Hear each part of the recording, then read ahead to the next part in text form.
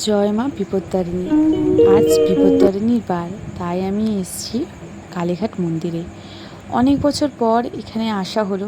এত সুন্দর করে দিয়েছে মন্দিরটা, আমি তো দেখে অবাক হয়ে গেল যে এত পরিষ্কার পরিচ্ছন্ন, এত সুন্দর করে দিয়েছে।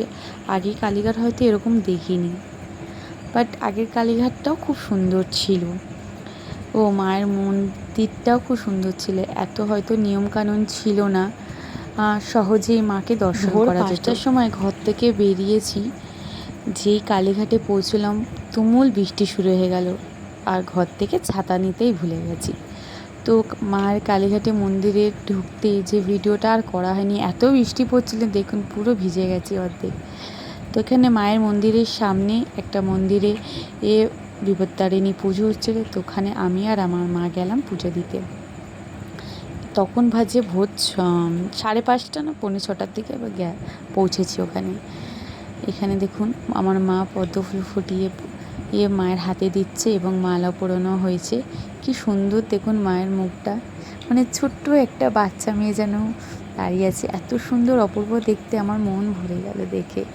আপনাদের কেমন লাগলো মায়ের মূর্তিটা দেখে আমাকে একবার কমেন্ট বক্সে জানাবেন। তো আমি বিপত্তারিণী পুজোর প্রথম পুজোটা করেছি। আপনারা কোন পুজোটা করেছেন আমাকে জানাবেন। এবং কেউ কি বিপত্তারিণীর উপোস করেন? আমার তো খুবই ভালো লাগলো এই কালীঘাট মন্দিরে এসে মন শান্তি করে ভিড়ভাড়টা ছেড়ে পুজো দিলাম। অনেক বছর পর এখানে আসা হলো। তো অনেক কারণে এই মায়ের পুজোটা অনেক দিন দেওয়া হয়নি, তা আজ ঠিক করলাম মায়ের পুজোটা করব। দেখুন কত ভিড়, ভোর 5:30 বাজে, 5:30-5:50 বাজে, তখনও দেখুন চারদিকে ভিড়, লোক ভর্তি। তো এবার মায়ের মন্দির পুজোটা দিয়ে এবার আমরা যাচ্ছি মা কালী মন্দিরটা দর্শন করতে, মা কালীতে। ওখানেও এত লাইন, এত সুন্দর জায়গা করেছে দেখুন, ঢুকতেই বাদিকে এই হাত পা ধোয়ার জায়গা করেছে, দেখে কি সুন্দর লাগছে দেখতে। আপনারা কে কে এই মা কালীর মন্দিরে এসেছেন আমাকে কমেন্ট বক্সে জানাবেন। আমি অনেক বছর পর এখানে আসলাম, দেখে এত ভালো লাগলো। চারদিকে পরিষ্কার পরিচ্ছন্ন, কিন্তু অনেক নিয়ম ভর্তি। মাকে দর্শন করতেও এরা টাকা নিচ্ছে, এবং লাইন দিয়ে দেখতে তো অনেক সময় লাগবে। তো ভাবলাম যে একটুখানি ফাঁকি মেরে যদি কোনোভাবে দেখা যায় মার মূর্তিটা, দেখলেও মন শান্তি লাগে। তার আগে এখানে যে মায়ের স্নানাগারটা পুকুরটার মতন আছে, সেখান থেকে একটু ঘুরে আসি চলুন। দেখুন চারদিকে কি সুন্দর লাগছে দেখতে না? কি সুন্দর চারদিকে ঘিরে দিয়ে ডিজাইন মতন দেয়াল করেছে। এখানে কত পরিষ্কার পরিচ্ছন্ন হচ্ছে, এখন বৃষ্টি ভেজাতে কি ভালো লাগছে দেখতে। এইটা হচ্ছে মায়ের মেন মন্দির হচ্ছে। দেখুন কত লাইন, দেখুন দেখতে পাচ্ছেন 5:30 বাজে, তখন এত লাইন। এখানে দাঁড়িয়ে আমরা অপেক্ষা করছি যে কোনোভাবে মাকে দর্শন করা যায় কি না। তো এই সাইডে যে সিঁড়িটা আছে ওইটা হচ্ছে ভিআইপি লাইন, যারা এই কালীঘাটে বসস্থান করে তাদের জন্য স্পেশাল। মাকে দর্শন করার জন্য এই সাইডে সবাই লাইন দিয়ে দাঁড়িয়ে আছে, যে কোনোভাবে একভাবে দর্শন করা যায়।